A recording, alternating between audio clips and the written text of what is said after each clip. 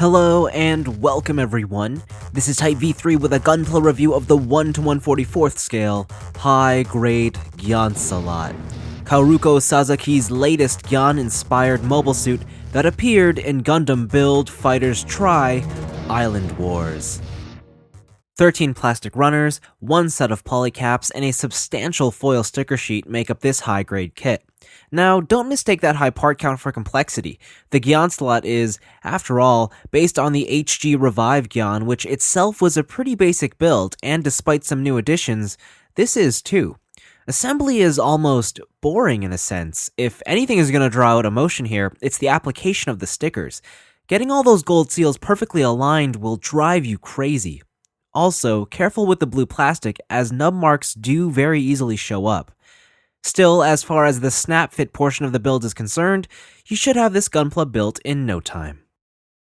Okay, let's cut to the chase. A straight assembled HG Gyancelot looks awful. And it's not just the gold stickers, though we'll start here since they're the most glaring issue. I mean, they just look super cheap, and because they have to wrap around strange surfaces, they never sit flat. I'm even baffled that no portion of this kit uses fake gold plastic parts in place of the stickers. Part separation is okay, though considering this kit is based on one that was already simple and designed to begin with, I'm not too surprised here. Color choice is flat out wrong. The light gray is fine, but what's up with the blue parts? As I recall, these are supposed to have violet or indigo hues to them.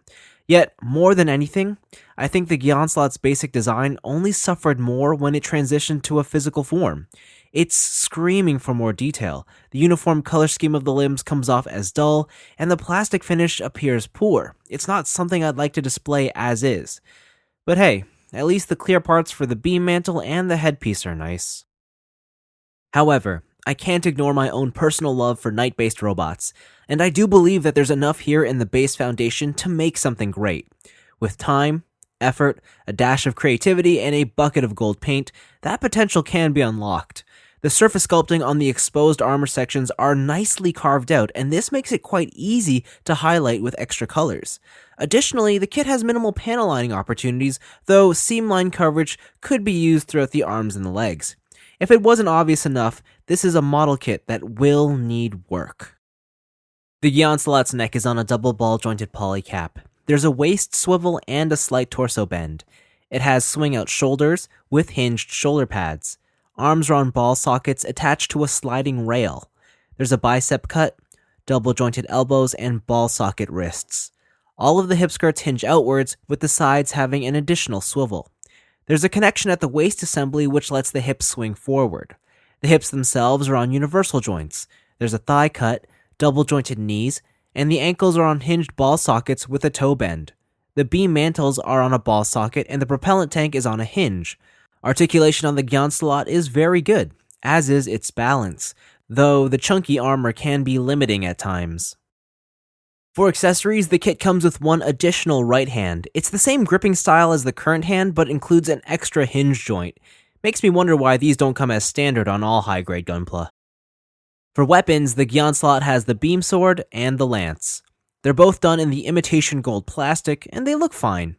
Both weapons can be held without issue. The lance also comes with an alternative tip that has the blades exposed in the form of the Xeon insignia, and it doesn't get any cooler than that. Lastly is the infamous Gyan Shield. Good part separation on this piece. It mounts easily onto the mobile suit's arm without issue. You can also swing it forward by using the built-in hinges to give the shield an alternative display. Unfortunately, there are no missile effects included. In the lead-up to Gundam Build Fighters Try Island Wars, the Gyancelot was the Gunpla I was most excited for. I adore knight-based robots, and unlike its predecessor, the Argyagya, this took on an even more traditional knight design. Then seeing the Gyancelot do its thing in the anime only hyped me up for it even more. So I definitely went into this kit with a heavily biased approach, and as much as it pains me to say it, I don't think that the high-grade Gyancelot is any good. Well, at least from a visual perspective it isn't. Articulation and weapon implementation are great, yet considering you're going to be staring at this thing more often than not, you'd want a mobile suit looking good, or at least as good as it can be, straight out of the box. This kit doesn't offer that. It will require that extra, much-needed effort. If that's something you're willing to accept, then dive right in. Otherwise, move along. But that's all from me. Thanks for watching, and I hope you enjoyed it. I think it's cool that Kaoruko got a second Gunpla in the form of the Gyancelot. Yet, she wasn't the only one in Island Wars to get a Mark II mobile suit.